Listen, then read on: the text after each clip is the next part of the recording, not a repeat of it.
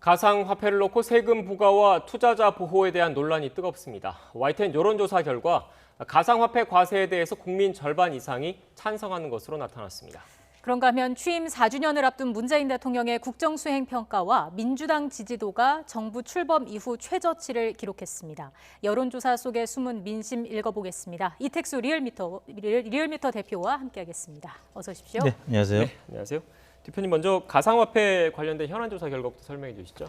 네, 국무총리 직무대행이죠. 이제 홍남기 경제부총리가 가상화폐가 아닌 가상 자산이다. 그래서 과세가 불가피하다. 이런 입장을 밝히면서 논란이 이제 되고 있는데요. 전문가들은 이제 가상화폐 정의 규정부터 되어야 하고 또 법적 지위라든지 또 중부처가 어디냐 뭐 이런 좀 갈 길이 멀다 이런 입장입니다. 그래서 YTN 의뢰로 제가 지난 금요일 날 조사한 내용인데요. 네. 질문은 이렇게 했습니다. 가상화폐 투자 소득도 기타 소득이므로 20% 세금을 내년 1월부터 부과해야 된다는 의견이 있는 반면에 가상화폐 시장이 제도화될 때까지는 과세를 유예해야 한다 이런 의견도 있습니다라고 설명을 했고요. 그래서 이제 찬반을 물어봤는데 찬성 의견이 53.7%로 반대 의견 38.3%보다 대략 15%포인트가량 높게 나타났습니다. 보통 증세를 한다라고 하면 많은 국민들이 이제 반대 입장을 나타내는 게 통상적인 네. 여론조사 결과인데요. 이번에는 코인 투자 인구가 과반을 넘지는 않겠죠. 아직은 이제 투자 안 하는 분들이 더 많을 테니까요. 찬성 의견이 53.7%로 과반으로 나타났습니다. 네, 세부적인 내용을 좀 짚어보겠습니다. 일단 젊은 세대의 가상화폐 투자가 많은 것으로 알려졌는데 네. 연령별로 좀 특징이 있었습니까? 네, 역시 연령대별로 20, 30, 40대가 눈에 띄었는데요. 일단 30대 이상은 찬성 의견이 50%를 넘는 수준으로 나타났는데 20대 지금 불확실한 그 미래를 해결할 수 있는 마지막 사다리로 이 코인을 꼽는 세대가 바로 20대인 것 같습니다. 그러다 보니까 20대는 찬반 의견이 오차 범위 내에서 팽팽하게 나타났고요. 3, 40대 그리고 50대까지는 찬성 의견이 오차 범위를 살짝 넘는 그런 수준으로 높게 나타났는데 특히 40대가 찬성 의견이 매우 높았습니다. 매우 찬성 의견도 48%까지 나타났고요. 나머지 연령대에서 60대, 70대에서도 비교적 높은 편으로 찬성 의견이 나타났고요. 연령대별로는 이제 남성, 여성보다는 코인 투자를 많이 이제 하다 보니까 네. 반대 의견이 상대적으로 여성보다 높았고, 나머지 이념 성향별 또 지정당별 봤는데요. 보수층에서는 반대 의견이 한 8%포인트가량 높았고, 그 다음에 이제 진보층에서는 반대로 찬성 의견이 높았습니다. 예. 지금 당청에서 이와 관련된 과세 의견, 불가피 의견들이 나오다 보니까 진보층에서는 찬성 67%가량 나타났고, 중도층은 54%가 찬성하는 것으로, 그래서 반대보다는 한 14%포인트 높았고, 전체적인 의견과 비슷한 수준으로 나타났고요. 지지정당별로는 민주당 지지층에서는 찬성이 높았던 반면에 국민의힘은 아주 팽팽하게 나타났는데 반대 의견이 소폭 높았고, 다른 야당들도 반대 의견이 좀 높은 것으로 나타났고요. 지지정당별로와 비슷하게 지역별로도 영남권에서는 이제 반대 의견이 좀 높게 나타났고요. 나머지 지역에서는 대체로 찬성 의견이 높게 나타났습니다. 네.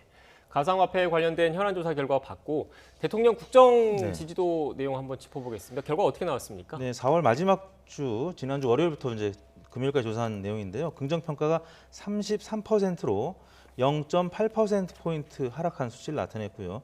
부정평가는 62.6%로 지난주 대비 0.4%포인트 하락해서 긍부정 평가가 모두 하락했는데, 긍정평가는 문재인 대통령 취임 이후에 최저치를 기록한 것입니다. 이전 최저치는 지난 4월 첫째 주에 33.4%를 기록했던 때였는데 4월 이제 7일 재보궐선거 한참 치러질 무렵에 문재인 대통령 지지율이 33.4였는데 그때보다도 0.4%포인트 낮은 수치였는데요.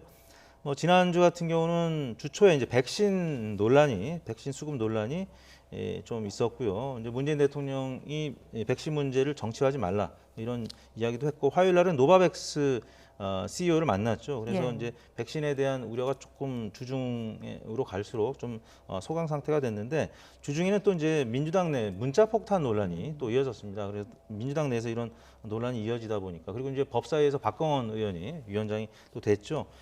그러다 보니까 이제 수요일 날은 좀 반등을 했는데 또 목요일 날은 다시 조금 빠지는 형국이었고 금요일 날은 또 국민의힘에서 김기현 원내대표가 선출이 되면서 금요일 날도 좀 약세를 기록했던 한 주간이었습니다. 네, 지지율에 어떤 이슈들이 영향을 미쳤는지까지 짚어주셨고요. 리얼미터에서 정부 출범 4년을 평가하셨다고요. 네, 그렇습니다. 지금 이제 2017년 5월달에 대선이 치러졌기 때문에 이제 4년이 되었는데요.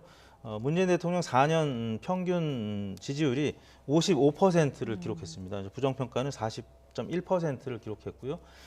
역대 대통령들과 이제 비교하면 상대적으로는 높은 편입니다. 네.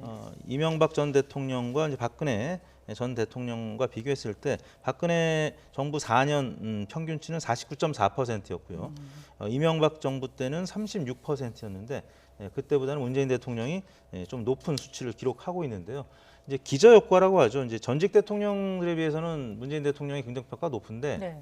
문재인 대통령 집권 초반 본인의 지지율이 그래프 보시는 것처럼 매우 높게 시작을 했습니다. 탄핵 직후에 문재인 대통령이 바로 임기가 시작이 되면서 집권 초에는 역대 대통령들과 비교했을 때 많이 높은, 그래서 본인의 지지율과도 또 기저효과를 나타냈기 때문에 지금 상대적으로 33%의 지지율이면 많이 떨어진 듯 이제 보이는 그런 착시 효과가 있을 수가 있는데 과거 대통령들보다는 상대적으로는 높습니다. 네. 이명박, 박근혜 정부 때보다도 많게는 한 20%포인트 가까이, 적게는 한 6%포인트 가까이 긍정표가 높고요. 이건 이제 4년 평균이고 한국갤럽에서 이제 분기별로 또 집계를 내고 있는데 지금 4년차 4, 4분기 때 이명박 대통령이 32%로 또 상대적으로 높은 편이었고요. 김대중 전 대통령이 31%로 높은 편이었는데 그때보다도 문재인 대통령의 지지율은 33%니까 나쁘지 않은 겁니다. 근데 말씀드린 대로 집권 초기에 워낙 높았기 때문에 그런 착시 효과가 나타나고 있다고도 볼 수 있겠습니다. 지금 대표님께서 지난 정부와의 비교까지 해주셨는데 네. 앞서 지금 그 만으로 4년이 된 거지 네. 않습니까? 이 4년의 지지율 흐름을 보면 크게 5단계가 있었다고 하던데 네, 그걸 그렇습니다. 좀 구체적으로 설명해 주시겠습니까? 네, 문재인 대통령이 이제 2018년 6월 지방선거가 치러질 무렵 그때까지는 굉장히 고공행진을 했습니다. 평균 71.1% 긍정평가가 있었고요. 근데 2단계는 1, 2차 남북 정상회담이 있었을 때인데 이때는 지지율이 좀 왜 빠졌냐면 최저임금 논란, 주 52시간 논란, 또 소득지수 성장, 이른바 소주성이라고 하죠. 2단계 때는 그래서 59%로 60% 선이 무너졌고요. 3단계는 2018년 12월부터 2020년 3월까지인데 이때는 이제 긍부정 그 혼조세, 박스권 국면이라고 하는데요. 이때 이제 북미 협상이 교착 상태 빠졌고 또 여러 경제 지표들이 썩 좋지 않았습니다. 그러면서 3단계 때는 다시 50% 선이 무너지는 47.8%를 기록했고 또 4단계 2020년 3월부터 또 6월까지는 긍정평가가 또 재상승했던 국면입니다. 이때는 역시 2020년 총선 야당 심판원이 조금 더 힘을 얻었던 때였고요. 또 야당이 좀 분열한 측면도 있었고 해서 민주당 지지율이나 문재인 대통령 지지율이 60% 가까이 올랐었는데요. 2020년 9월부터는 다시 조금 하락하는 모양새를 나타내서 언제가 이제 가장 긍정평가 낮아지고 부정평가 높아졌었냐면 추경 갈등이 가장 심하고 부동산 문제가 또 이제 부각이 됐었을 때인데요. 작년 말에 좀 안 좋다가 좀 연초에 회복을 하다가 이제 재보궐선거 기점으로 해서 다시 좀 약세를 나타내고 있습니다. 네, 대표님 지금 이렇게 5개, 5단계 지지율 그 국면을 좀 설명해 줬는데 네. 최근 국면은 어떻게 보면 코로나 백신과 관련된 그게 영향을 많이 미쳤다라고 볼 수밖에 없는 상황인 거지 않습니까? 네. 네.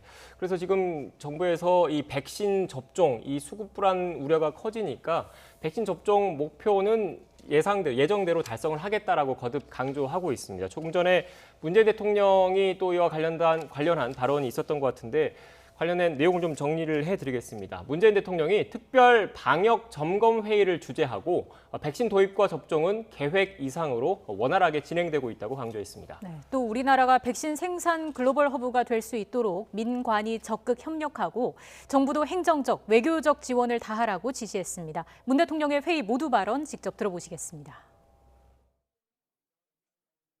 백신 도입과 접종은 당초의 계획 이상으로 원활하게 진행되고 있습니다. 우리나라 인구 2배 분량의 백신을 이미 확보했고 4월 말까지 300만 명 접종 목표를 10% 이상 초과 달성하는 등 접종도 속도를 내고 있습니다. 지금처럼 시기별 백신 도입 물량을 최대한 효과적으로 활용한다면 상반기 1,200만 명 접종 목표를 1,300만 명으로 상향할 수 있을 것이라는 보고도 받았습니다. 11월 집단 면역 달성 목표도 계획보다 앞당길 수 있도록 총력을 다해주기 바랍니다. 우리나라는 백신 생산의 글로벌 허브가 될 수 있는 나라로 주목받고 있습니다. 세계 2위의 바이오 의약품 생산 능력을 보유한 국가이며 현재 해외에서 개발된 코로나 백신 3개 제품이 국내에서 위탁 또는 기술 이전 방식으로 생산되고 있습니다. 그 밖의 다른 백신 제품에 대해서도 다양한 협력 방안이 논의되고 있습니다. 한국이 백신 생산의 최적지로서 글로벌 허브 국가가 된다면 국내 공급은 물론 아시아 등 전 세계 백신 공급지로서 크게 기여하게 될 것입니다. 그 목표를 위해 민관이 적극 협력하면서 필요한 행정적, 외교적 지원을 다해주기 바랍니다. 네, 문재인 대통령이 백신과 관련된 이야기를 했는데 주요 내용을 좀 다시 정리를 해드리겠습니다. 일단 일각의 우려와 달리 백신 도입과 접종은 당초의 계획 이상으로 원활하게 진행되고 있다라고 거듭 확인했습니다. 그러면서 상반기 1,200만 명 접종 목표가 그 방역 당국에 지금 내세우고 있는 목표지 않습니까? 네. 그 목표는 물론 오는 11월 집단 면역 달성 목표도 계획보다 앞당길 수 있도록 총력을 다해주기를 바란다라고 방역 당국에 지시를 했습니다. 이런 가운데 앞서 지금 국회 취재 기자를 통해서도 전해드렸는데 송영길 민주당 신임 대표가 국민의힘 새 지도부와 상견례를 갖습니다. 지금 현장 화면이 준비돼 있으니까 한번 띄워주시겠습니까? 축하드리고 또 그 첫 당선되자마자 첫날 일정으로 우리 국민의힘을 방문해 주셔서 진심으로 환영해 마지 않습니다.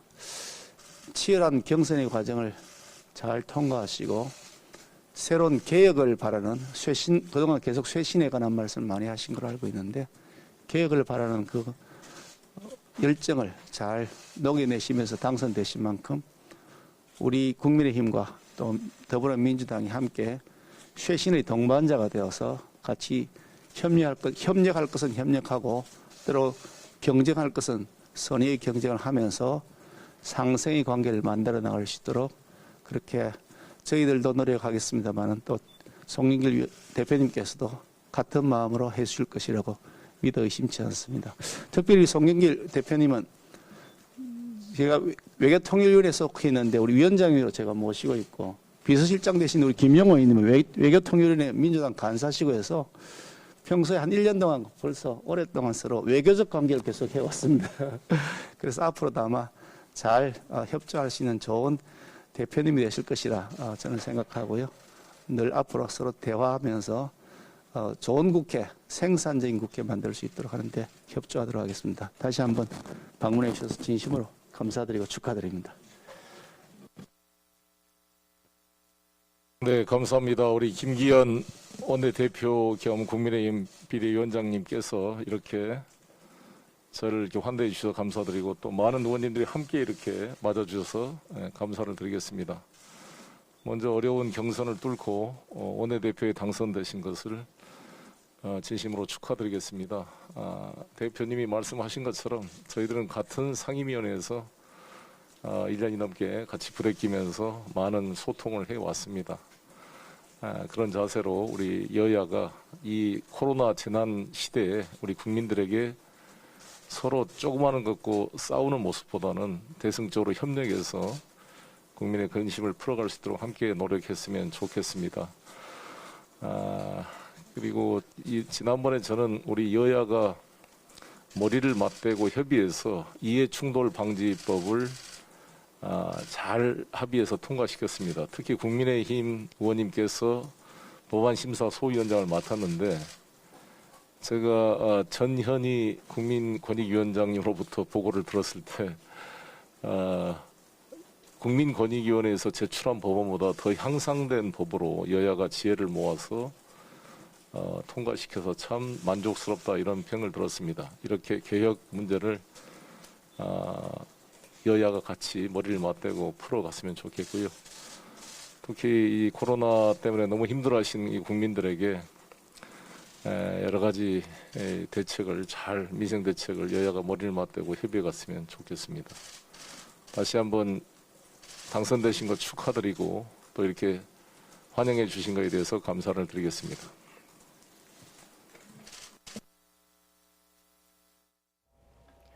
네, 지금까지 여야 새 지도부의 상견례 자리 현장 직접 보셨습니다. 상견례 자리다 보니까 뭐 그 핵심 쟁점에 대한 그런 신경전보다는 서로 덕담을 주고받는 모습을 일단 보였고요. 지금 이제 공개적인 석상이기 때문에 이런 얘기가 오갔는데 이후에 뭐 언론사 기자들이 나가고 난 뒤에는 또 어떤 이야기들이 오갈지 그 부분은 이어지는 뉴스에 추가로 다시 한번 전해드리겠습니다.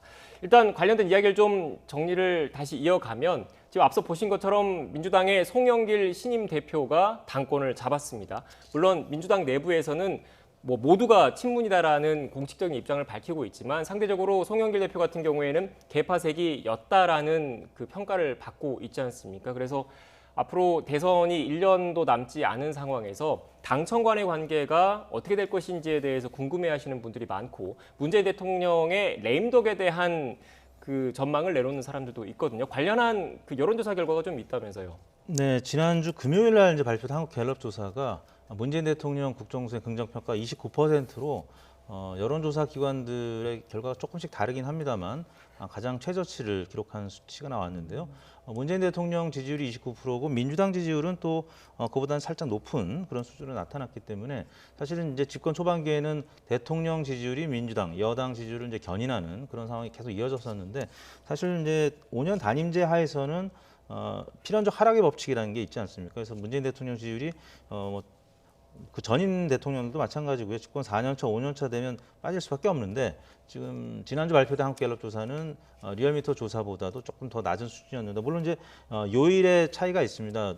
리얼미터는 월화수목금 조사하고요. 한국갤럽은 또 화수목 조사하고 또 오늘 발표된 한국사회여론연구소는 또 주말에 조사를 해서 발표를 하기 때문에 일간으로 이제 여러 이슈들이 아까 있다고 말씀드리지 않았습니까? 그래서 아까 뭐 문자폭탄 논란도 있었고 각 당의 전당대회 당대표를 뽑거나 원내대표를 뽑는 그런 컨벤션이 있었기 때문에 언제 조사했느냐가 조금 차이가 있었는데 한국갤럽 조사는 많이 대통령 국정수행 평가가 이제 떨어지는 그래프 곡선을 보였습니다. 그렇기 때문에 레임덕 논란이 있는데요. 레임덕이라고 이제 하려면 30% 밑으로 간 수치가 계속 한 달 정도 유지가 됐을 때 이제 여론조사 전문가들이 레임덕이라고 하는데 한국갤럽 조사가 이제 처음으로 20%로 떨어졌는데 계속 앞으로 이게 이어질지 여부를 봐야 되는데요. 지난주 화수목은 아까 말씀드린 백신에 대한 이제 여러 우려도 있었고 문자폭탄 논란도 있었고요. 또 법사위 위원장을 결국에는 민주당이 가져가는 그래서 지난 4.7 재보궐선거 민심을 좀 거스른 거 아니냐 뭐 이런 것도 있었고 사실 이제 민주당 전당대회가 당대표가 송영길 대표가 되긴 했습니다만 굉장히 간발의 차이로 되지 않았습니까? 그리고 이제 최고위원 같은 경우는 또 굉장히 친문 아주 강성 친문 의원들이 또 많이 당선이 됐기 때문에 민주당 지지율이 좀 강세를 나타내기가 좀 어려운 한 주간이 아니었나 싶습니다. 그런 부분들이 이제 뭐 한국갤럽이라든지 리얼미터에서 고르게 반영된 수치로 읽어야 될 것 같습니다. 네, 지금 대표님 말씀을 좀 정리를 하면 물론 특정 여론조사 기관의 결과이고 그리고 여론조사 기관의 그런 특정돼 있는 부분도 있기 때문에 그런 점을 감안해서 봐야 되겠지만 그 30%대가 무너졌다 이거 하나랑 그리고 두 번째는 당청 간의 지지율이 역전됐다라는 거 이 두 가지 키워드를 좀 눈여겨 봐야 된다는 말씀이신 겁니까? 네. 근데 이게 이제 상징적인 그런 수치라고 할 수 있겠는데 계속 지속적으로 다른 조사 기관들에서도 같이 나타나느냐 이 부분을 봐야 될 것 같은데요. 대통령 지지율이 만약에 이번 주에 백신 우려가 조금 사라지고 또 민주당도 컨벤션 효과가 있을 수가 있거든요. 그래서 민주당 지지율이 이제 대통령 지지율을 견인하는 집권 후반기에는 이제 주로 여당 지지율이 오히려 대통령 지지율을 견인하는 그런 모습들을 나타내는데 그런 모습들이 이제 이번 주에 나타날지 좀 더 지켜봐야 될 것 같습니다. 네, 지금 앞서 말씀하신 30%대가 무너지고 당청 간의 지지율 역전 현상이 빚어진 거는 리얼미터가 아닌 한국갤럽 여론조사 결과인데 다시 리얼미터 결과로 나오면 전반적인 추세는 그 대통령 지지율이 하락세에 있는 것은 추세상으로 드러나고 있는 거지 않습니까? 그런데 이 추세에서 놓고 봤을 때 그 좀 연관을 좀 지어보면 핵심 지지층 연령대별로 핵심 네. 지지층의 그런 뭐랄까요 지지율이 좀 빠지는 현상 이런 것도 좀 드러나고 있다면서요. 네, 그간 이제 20, 30대가 좀 많이 흔들렸었는데 이제 이번 주 같은 경우는 40대가 조금 흔들리는 모습을 보였습니다. 지금 부정평가 이제 좀 리얼미터 높아졌는데. 조사 결과입니다. 네, 그렇습니다. 근데 40대 같은 경우는 이성윤 지검장이 이번에 검찰총장 후보 4명 중에서 빠졌기 때문에 네. 또 이에 실망한 민주당 또 아주 강성 지지층들이 SNS에 보면 좀 비판하는 그런 목소리들이 있었습니다. 근데 40대가 이제 당청 지지의 아주 핵심 계층이라고 할 수 있지 않겠습니까? 그런 부분이 있고요. 이제 시기적으로 이제 가장 마지막 조사한 한국사회여론연구소는 또 30%대 후반으로 또 반등하는 모습을 보였습니다. 그래서 예. 지난 주에 어느 요일날 조사했느냐에 따라서 좀 다른 모습을 보였는데 아무튼 추세를 보려면 앞으로 이번 주, 다음 주 계속 또 조사를 해봐야 알 것 같습니다. 네, 일단 여론조사 결과라는 게 이 숫자가 절대적으로 맞다 이런 게 아니기 때문에 전반적인 추세 그리고 뭐 어떻게 추이가 이어져 나갈지는 좀 더 지켜봐야 한다라는 말씀이신 것 같습니다. 지금까지 이택수 리얼미터 대표와 함께 이야기 나눴습니다. 오늘 말씀 고맙습니다. 고맙습니다. 감사합니다.